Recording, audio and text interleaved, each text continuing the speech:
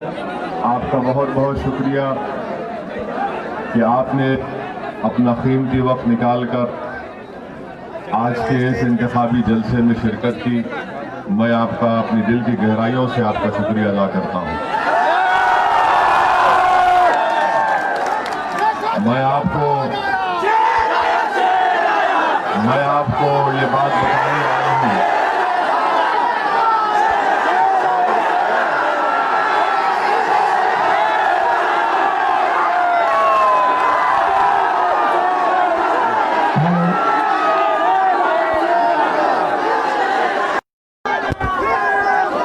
और अल्हम्दुलिल्लाह आपने जो मोहब्बत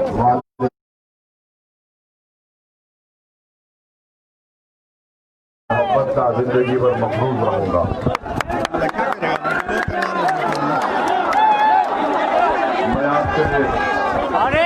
मैं यहाँ पर कोई आवाम से बात नहीं करेगा, रुक जाइए, हम हमको बात करें। मेरे अजीज दोस्तों और बुजुर्गों, ये बड़ी अफसोस की बात है कि हमारी जमहूरियत में सेकुलरिज्म को जिंदा रखने की जिम्मेदारी ज्यादातर अक़लियतों पर आयद कर दी गई है। आप जहां कहीं भी जब सेकुलरिज्म की बहस की तो हमेशा हर सेकुलर पार्टी जो अपने आप को सेकुलर कहती है मगर कोई सेकुलर नहीं है, सब एक से एक फिरका परस्त है। हर पार्टी ये कहती है कि सेकुलरिज्म को जिंदा रखने की जिम्मेदारी भारत की अक़लियतों में पर है और सबसे ज्यादा मुस्लिम अक़लियत पर है। मैं आपको ये बताने आया कि सेकुलरिज्म को जिंदा रखना ये तमाम सियासी पार्टियों की जिम्मेदारी है। और असदुद्दीन ओवैसी आपको ये बात बताने आया है कि मैं सेकुलरिज्म का कोई कूली नहीं हूं, मजदूर नहीं हूं कि उठाकर लेकर चलता रहो। इसको चालू मत कीजिएगा, जब जरूरत पड़ेगा तब सीटी मारेगा। हर सियासी जमात पर होनी चाहिए, मगर अफसोस ये है कि सेकुलरिज्म को जिंदा रखना, उसको अपने कंधों पर उठाकर लेकर जाना, ये अक़लियतों पर आयद कर दी गई है। और इसीलिए आज आप देखते हैं कि जितनी सियासी पार्टी जो आपका वोट लेना चाहती है वो आपको ये समझती है कि आप उन सियासी पार्टियों के गुलाम हैं, उनके नौकर हैं। वो किसी को भी टिकट दे देंगे तो आप उनको वोट दे देंगे। मैं आपको ये पैगाम देने आया हूं, मेरी सियासी लड़ाई का मकसद एक ही है कि हम इस दुनिया में अगर आए हैं तो अल्लाह के फजल व करम से आए हैं। और मैं आपको ये बात बताने आया हूं कि हम किसी के मोहताज न कभी थे, न है, न रहेंगे इंशाअल्लाह। हम हमेशा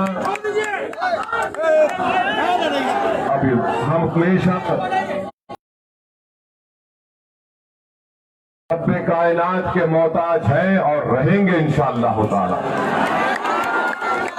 और यही बात आपको आज के इस जलसे से ये पैगाम लेकर जाना है कि आप किसी के मोहताज नहीं है, हर सियासी पार्टी आपकी मोहताज है और हम बना के रहेंगे इंशाअल्लाह।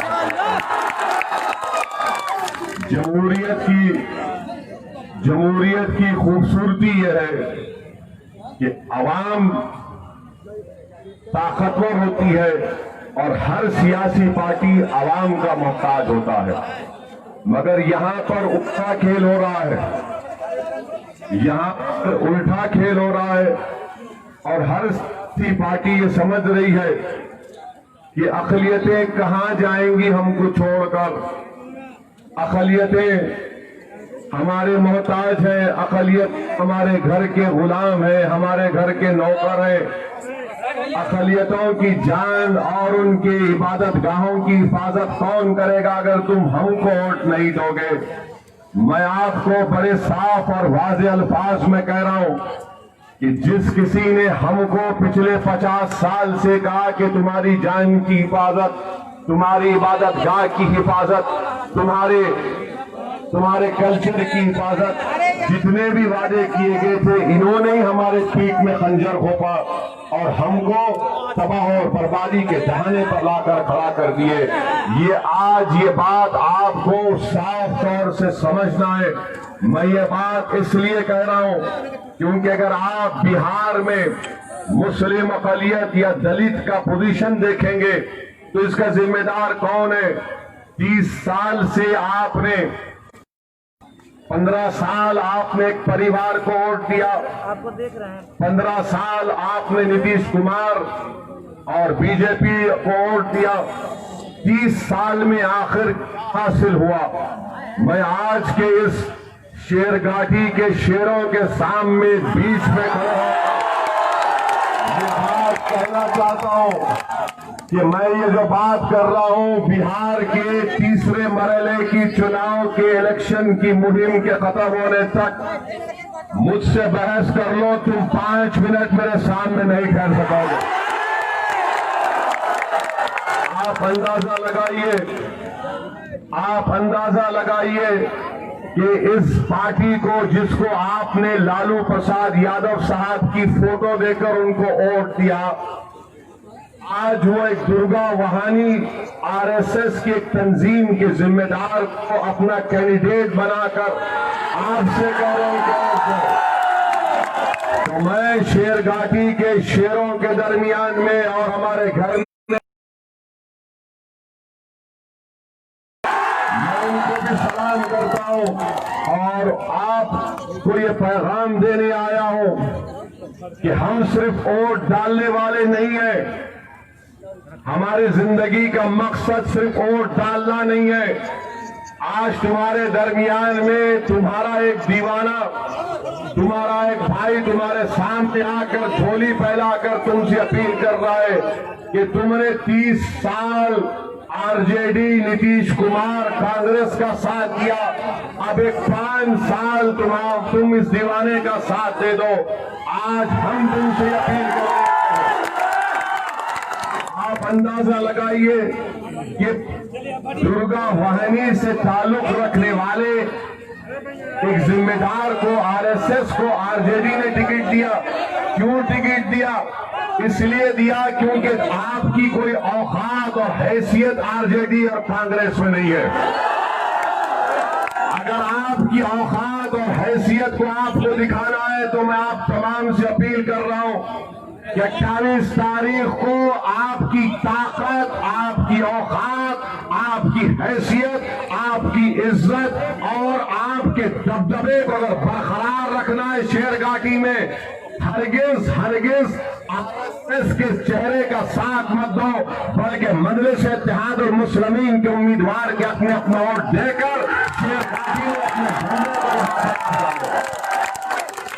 आज अफसोस इस बात का है कि गुरूर और तकब्बुर में डूबकर आरजेडी और कांग्रेस ने ऐसे उम्मीदवार को मैदान में उतारा क्योंकि उन ये जानते ये कहां जाएंगे मौलाना, ये बच्चा कहां जाएगा? रे ये तो हमारे घर का नौकर है, इसीलिए हम इसको टिकट देते हैं। इनको क्या पूरे शेरघाटी में कोई शेर नहीं मिला? पूरे शेरघाटी में इनको कोई कैंडिडेट नहीं मिला जो इनको पार्टी के उम्मीदवार के तौर पर पेश किया जा सकता था। मगर मैं आपसे अपील करने आया हूं कि आप और हम सिर्फ वोट देते आए हैं। अगर मैं बिहार को आया हूं तो वोट लेने के लिए भी आया हूं और इन लोगों को अपनी औकात और हैसियत दिखाने के लिए। अगर आज हम बिहार में इलेक्शन लड़ रहे हैं तो मैं आपको बताना चाहता हूं कि मैं यहां पर अपनी मकबूलियत या अपनी लीडरशिप को मजबूत करने नहीं आया हूं। मैं अगर आया जवानों को लीडर बनाने के लिए आया, मैं लड़ रहा हूं तो अपनी मकबूलियत के लिए नहीं। अल्हम्दुलिल्लाह, अल्लाह का इतना बड़ा फजल और करम है कि अल्लाह ने इस गुनाहगार को बहुत चीजों से नवाजा। और अगर मैं यहां पर मेरे बुजुर्गों, तो आपको लीडर बनाने के लिए आपकी हैसियत और आपकी औकात जो ये तमाम नाम निहाद आरजेडी और कांग्रेस के लोग भूल चुके हैं, इनकी नींदों को हराम करने के लिए आया हूं, आपके हक को मनवाने के लिए आया हूं, ताकि शेर घाटी में हमारे बच्चों के लिए स्कूल खुले, ताकि शेर घाटी में इस विधानसभा में 10-10 किलोमीटर का चक्का जाम होता है, इनको इसकी फिक्र काम कराए तो ऐसा लग रहा है कि हमारी जिंदगी है। मेरे अजीज दोस्तों और बुजुर्गों, अब वक्त आ चुका है कि ये भारत जो हमारा मुल्क है, जिसको हमारे बुजुर्गों ने अपने खून से सींचा, जिसको हमारे बुजुर्गों ने अंग्रेजों के खिलाफ अपनी जान की अजीम कुर्बानी दी, ये हमारा भारत जिसमें हमने मोहम्मद अली जिन्ना के पैगाम को ठुकराया, इसको हमारी सरजमीन माना, इस मुल्क में हमने बाबा साहब अम्बेडकर का संविधान अपने आप को दिया, और आज बाबा साहेब अम्बेडकर का संविधान हम तमाम से कहता है, बाबा साहेब अम्बेडकर ने तो संविधान बनाया, अकलियतों को, हमारे दलित भाई बहनों को, आदिवासियों को बाबा साहेब अम्बेडकर ने संविधान बनाकर उसमें आर्टिकल्स बनाए, मगर बाबा साहेब अम्बेडकर ने हमको ये भी कहा कि ये जो संविधान मैं तुमको देकर जा रहा हूं, इसको अगर हासिल करना है तो इलेक्शन लड़ो, सिर्फ वोट मत डालो बल्कि वोट लो, अपने नुमाइंदों को कामयाब करो, ताकि आप जब आपके मुकद्दर के फैसले होंगे, जब तुम्हारे मुकद्दर के फैसले होंगे, तो तुम्हारे मुकद्दर के फैसले तुम तय करोगे। कोई आरजेडी, कांग्रेस, नीतीश या मोदी बैठकर हमारे मुकद्दर के फैसले नहीं कर सकता। अगर फैसला करना है, अगर बात करना है, अगर फैसला करना है, बात करना है, तो बराबरी की बात होगी। ये नहीं हो सकता कि मैं किसी एक दूर कोने में खड़ा रहूं और मुकद्दर का फैसला कर दे। अब असदुद्दीन ओवैसी आपको पैगाम देने आया है कि टेबल भी होगा, उस टेबल के सामने कुर्सी होगी, और उस कुर्सी के सामने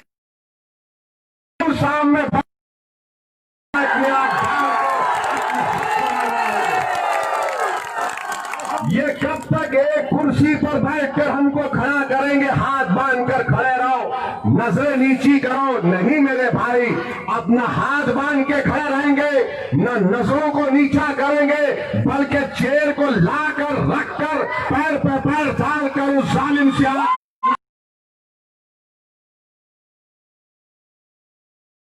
करना।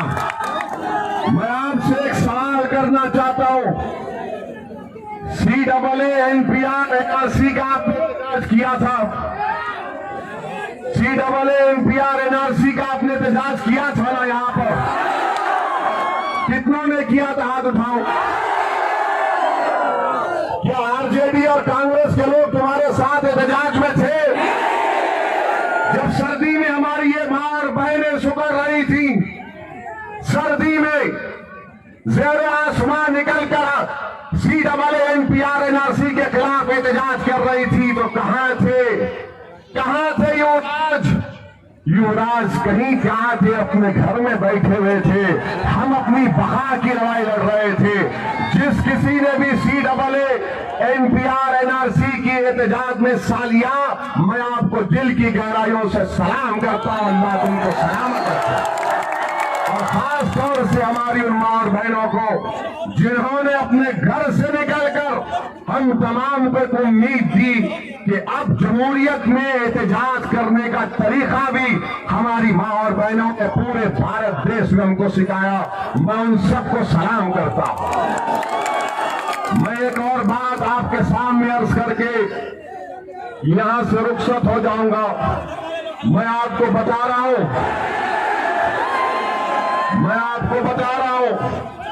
कि आज आपको डरने और घबराने की जरूरत नहीं है, हरगिज़ नहीं है। बीजेपी सुनिए, मेरे यहां से जाने के बाद यकीनन कांग्रेस, आरजेडी, जेडीयू, बीजेपी के सब लोग आएंगे, क्योंकि जब शेर जाता है तो शेर जाने के बाद ही तो वो आएंगे और आकर एक बात जरूर कहेंगे सबके सब। आरजेडी कांग्रेस बोलेगी ओवैसी वोट कटवा है, ये वोट तुम्हारे काटने आया है। मैं आपको उनका सवाल का जवाब अब दे रहा हूं। मैं वोट काटने नहीं, मैं तुम्हारी जिंदगियों को हराम करने आया हूं।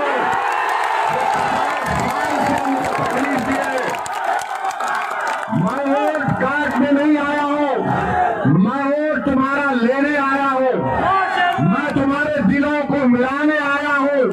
मैं तुम्हारे दिलों में जो जज्बात छुपे हैं वो उसको अपनी जबान से उसकी तर्जुमानी करने की कोशिश कर रहा हूं। जो हमारी माँ और बहनों की आंखों में अपनी औलाद के ख्वाब छुपे हैं, उन ख्वाबों को पूरा करने की हम कोशिश कर रहे हैं। मैं दिलों को मिलाने आया हूं और दिलों को मिलाकर रखूंगा इंशाअल्लाह ताला।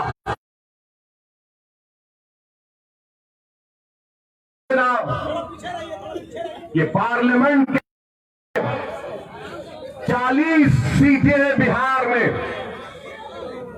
39 लोकसभा सीट पर से अपने पार्लियामेंट के चुनाव वोट दिया।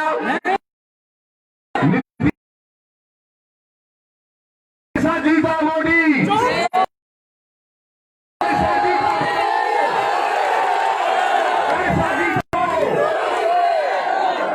जब हमने वोट नहीं दिया, वोटर, आरजेडी का वोटर सब मोदी को वोट दिए। अब ओवैसी तुम्हारे सामने आकर भीख मांग रहा है। एक मर्तबा अपनी जमात का साथ दे दो, अपने इत्तेहाद का सबूत दो। मेरे अजीज दोस्तों और बुजुर्गों, एक अलायंस हुआ है। हमने कुशवाहा साहब की पार्टी आरएलएसपी, आपसे मेरी गुजारिश है कि इसमें देवेंद्र यादव, राजभर साहब की भी पार्टी है।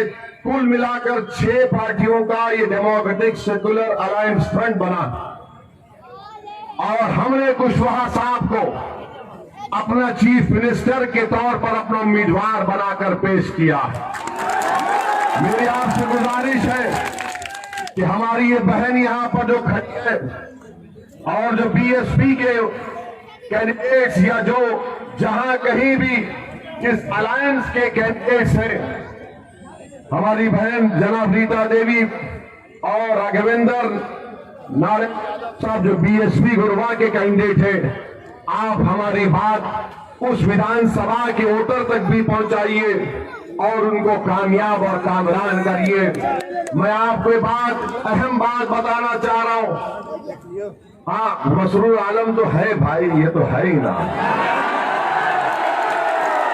मसरूर आलम तो दूल्हे हैं, इनको दूल्हा बना दीजिए, आप कामयाब कर दीजिए इंशाअल्लाह ताला। अभी ऐनक लगाकर बड़े स्मार्ट भी लग रहे हैं माशाअल्लाह। मेरे अजीज दोस्तों और बुजुर्गों, ये लड़ाई जमहूरियत की लड़ाई है और अगर हम कुशवाहा साहब को बिहार का नया मुख्यमंत्री बना देते हैं तो यकीन मानिए इंशाअल्लाह ताला बिहार में एक नया सियासी इनकलाब बर्पा होगा। नीतीश कुमार तो रिटायरमेंट होम जाने वाले हैं। नीतीश कुमार अब नहीं होने वाला उनसे, अब नहीं होने वाला नीतीश कुमार।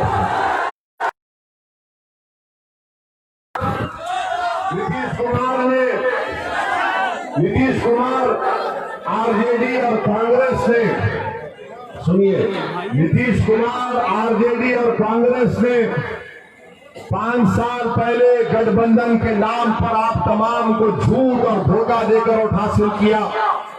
कि हम बीजेपी को रोकेंगे, संघ मुक्त भारत करेंगे, मगर 1.5 साल के अंदर नीतीश कुमार जाकर मोदी क्या इसका जिम्मेदार आरजेडी नहीं है? क्या इसकी जिम्मेदार कांग्रेस नहीं है? तो आपका धोखा को हासिल किया, तो आप के ऊपर जिम्मेदारी आज होती है कि अब की बार आप अपने वोट को जाय होने से बचाइए। ये जो डेमोक्रेटिक सेकुलर अलायंस बनाया गया है, इसके हक में तमाम उम्मीदवारों को कामयाब करिए। अब डरने और घबराने की जरूरत नहीं है। भारत के प्रधानमंत्री ने, नरेंद्र मोदी ने लॉकडाउन के नाम पर पूरे भारत के गरीब जिंदगियों को बर्बाद करके रख दिया। नरेंद्र मोदी वजीर आजम नोटबंदी निकाले, नोटबंदी के नाम पर पूरे गरीब कारोबार, छोटे बड़े कारोबार खत्म हो गए। लॉकडाउन जब नहीं करना था, नरेंद्र मोदी ने 4 घंटे में लॉकडाउन कर दिया और का टाइम दिया। बताइए, हर महाज पर बीजेपी नाकाम साबित हो रही है।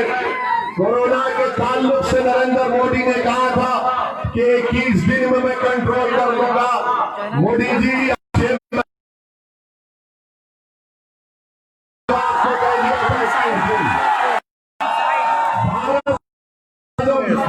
भारत के वजीर आजम को झूठ कहा कि गलवान की रैली में ना कोई घुसा है, ना कोई घुसा हुआ है। आज भी गलवान में चीन की फौज घुसी हुई है। प्रधानमंत्री ने ये कहा था कि मैं बिहार के उन जवानों के सामने अपना सर झुकाता हूं जिन्होंने चीन से जानों को कुर्बान किया।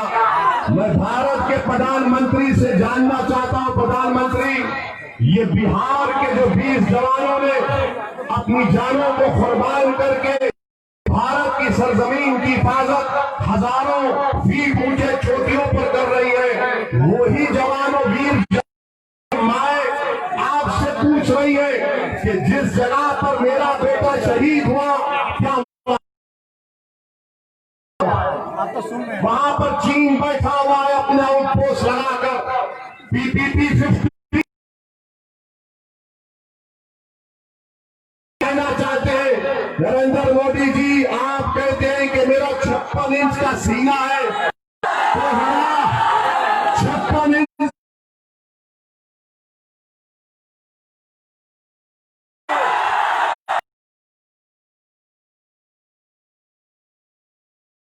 दिखाती है, हमको डराती है। अरे चीन से मुकाबला करना खाली सेलफोन या ऐप बैन नहीं दिखाओ। ये हमारे वजीर आजम के पास नहीं है, सिवाय इसी के कि कोरोना हुआ तो तबलीगी जमात को जिम्मेदार खड़ा कर दिया। कोर्ट ने, कई हाई कोर्ट ने कह दिया कि तबलीगी जमात के लोग जिम्मेदार नहीं। कोई जवाब नहीं। बिहार को आए, बिहार के इलेक्शन के बारे में, दूल्हे भाई के बारे में बात किया। अरे बिहार का चुनाव है, ओवैसी को पाकिस्तान से जोड़ दिया योगी तुमने। सुनो आरएस वालों और आरजेडी के, बीजेपी के, सुनो आप, मोहम्मद अली जिना से कोई ताल्लुक था ना कभी रहेगा इंशाअल्लाह ताला। आज अगर हम भारत में हैं तो हमने जिना को ठुकराया था, हमने भारत को अपना सरजमीन माना। और अगर कोई मेरी वफा के ताल्लुक से सवाल करता है तो मैं उससे कहूंगा कि बिहार में जितने कब्रिस्तान हैं, उन कब्रिस्तानों में जितनी खबरें हैं वो मेरी वफादारी की निशानियां हैं। और मैं कि सीना तान के जिंदगी गुजारो, किसी से डरने और घबराने की जरूरत नहीं है। अमन को मजबूत करो, जमहूरियत को मजबूत करो। और जमहूरियत कब मजबूत होगी? जब तुम सिर्फ वोट डालना नहीं बल्कि वोट हासिल भी करना तुम्हारा काम होना चाहिए। यही चंद बातें आप तक पहुंचाना था, क्योंकि हमें एक और जलसे में जाना है। आपसे इजाजत चाहता हूं और आपसे वादा कर रहा हूं,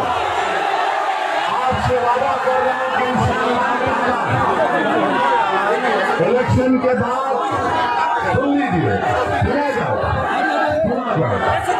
इलेक्शन के बाद मैं भी आऊंगा और अपने छोटे भाई को भी आप बुलाऊंगा।